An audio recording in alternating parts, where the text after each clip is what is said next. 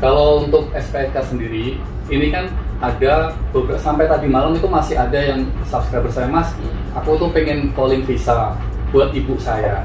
Terus aku bilang kalau Saudi. Iya. Okay. Aku bilang kalau kayak gitu masih sekarang nggak boleh, intinya gitu. Sekarang itu kalau mau ke Saudi secara resmi itu SPSK gitu.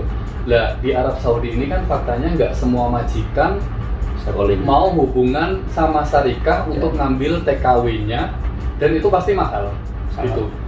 Dan akan berisiko untuk para majikan itu ngambil ya kayak ini tadi visa ziarah gitu. Terus itu bagaimana Pak menurut sampean? Kalau soal calling visa, tentu itu di luar kewenangan Kementerian Ketenagakerjaan, Mas.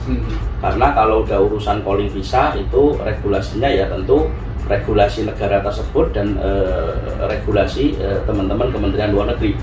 Karena kalau kita berbicara pekerja migran Indonesia ya kita berbicara visa pekerja. Nah, masalah nanti misalnya PMI itu baik dengan majikan sehingga majikan membolehkan misalnya kayak Mas Ferry ini dibolehkan calling visa istrinya, ya itu urusan sana. Yang jelas calling visa itu kan bukan visa kerja, Mas Ferry. Sehingga statusnya dia itu ya bukan sebagai PMI secara visa. Nah, masalah nanti di sananya gimana ya kita nggak tahu. Tetapi itu sekali lagi di luar ranah Kementerian Ketenagakerjaan, sehingga kita tidak bisa terlalu jauh juga mengomentari karena selain itu tidak bidang kita, ya tentu itu bukan kewenangan kita, dan saya pastikan saya juga tidak menguasai skema calling visa itu. Itu Mas Ferry. Kalau saya mau tanya, ini saya sendiri sih penasaran aja sih. Sekarang kan masih banyak kalau calling visa ke kafil pakai visa ziarah, aku capnya itu jelas ilegal gitu. Tapi kalau calling visa pakai visa ziarah masuk ke syarikah yang saat ini, terus mungkin dibuatin ibu mah, apakah itu juga non prosedural? Begini Mas Ferry, di pasal 13 di undang-undang kita itu jelas PMI itu syaratnya apa aja. Bila di luar itu, ya kalau saya pribadi bisa menyimpulkan itu unprocedural. Ya. Jadi salah satu di situ paspor, visa, punya sertifikat kompetensi, terdaftar di BPJS Ketenagakerjaan untuk PMI dan segala macam. Makanya kalau misalnya tadi case-nya dicontohkan Mas Ferry tadi itu, sekarang saya nanya balik nih, Mas Ferry mempunyai kepesertaan BPJS nggak? Enggak. Nah, artinya dengan enggak itu berarti tidak memenuhi pasal 13 itu. Tetapi faktanya Mas Ferry punya kontrak perpanjangan dari majikan yang ada di sana. Artinya Mas Ferry secara hukum di sana sudah resmi sebagai pekerja dengan dokumen yang Mas Ferry punyain. Tetapi kembali ke tadi, kalau kita berbicara pekerja migran, syaratnya kita kembali ke pasal 13 itu. Makanya artinya kalau satu saja tidak dipenuhi di pasal 13 itu, ya bagi kami secara regulasi itu ya prosedural. Gitu Mas. Berarti ini aku mau nanya saya sendiri, buat saya sendiri. Saya PMI berangkat tidak melalui agen atau syarikah yang di sini, langsung calling visa ke majikan. Saya seperti yang sampaikan nggak ngurus itu, gitu. Berarti saya termasuk non prosedural. Kalau secara ini bisa dikatakan seperti itu. Jadi kan gini Mas Ferry, di pasal 49 Undang-Undang 18 2017 dan turunannya di Permenaker 9 tahun 2019 tentang skema penempatan, itu ada 4 Mas Ferry. Ada skema penempatan yang dilakukan oleh BP2MI, itu skemanya G2G atau G2P. Ada yang kedua oleh P3MI. Ada yang ketiga adalah UKPS untuk kepentingan perusahaan sendiri. Ada yang terakhir ini perseorangan.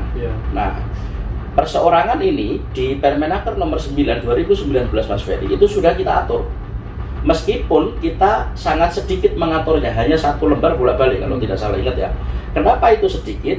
Karena untuk PMI perseorangan ini kita mendefinisikan ini PMI yang sudah mengerti, PMI yang sudah bisa mengurus dirinya sendiri. Tapi skemanya kita atur. Harusnya yang dilakukan adalah tetap datang ke dinas terdekat atau kabupaten kota, tetap mendaftarkan diri di situ. Bahwa saya warga negara desa ini, RT ini sekian mau berangkat ke luar negeri. Saya sudah mempunyai kontrak dengan majikan saya di sana. Sodorkan saja di situ. dokumen-dokumennya. Nah, nanti akan terdaftar sebagai ini. Tapi yang menjadi persoalan Mas Ferry, untuk penempatan perseorangan ini itu tidak boleh pada jabatan menengah ke bawah. Nah, sejatinya perseorangan atau saya pribadi menyebutnya profesional ini diperuntukkan oleh orang-orang yang skillnya menengah ke atas. Cuman untuk konteks Saudi ya, kita berbicara konteks Saudi ini kan memang agak kompleks nih. Kayak contoh Mas Ferry ya, mungkin dulunya berangkat melalui PT, sudah kenal majikan baik apa segala macam sehingga perpanjangan, sehingga sekarang jatuhnya calling visa. Masalahnya itu regulasi sah di negara tersebut.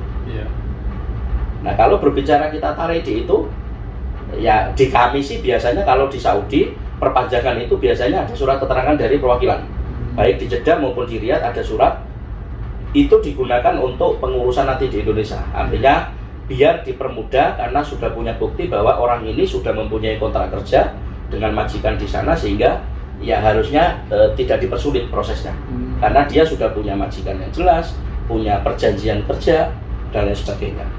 Berarti kalau bahasa gampangnya, kalau saya sudah terlanjur ini kayak teman-teman yang lainnya, biar kayak bahasanya itu diakui pemerintah, harus kemana gitu, harus ngapain? Kalau kembali ke Undang-Undang 18 Mas Ferry, kalau kami ya kembali ke Permen 9, terdaftar di dinas kabupaten kota, sampai mempunyai persyaratan yang diatur di pasal 13 Undang-Undang 18 itu skemanya jelas ada semua.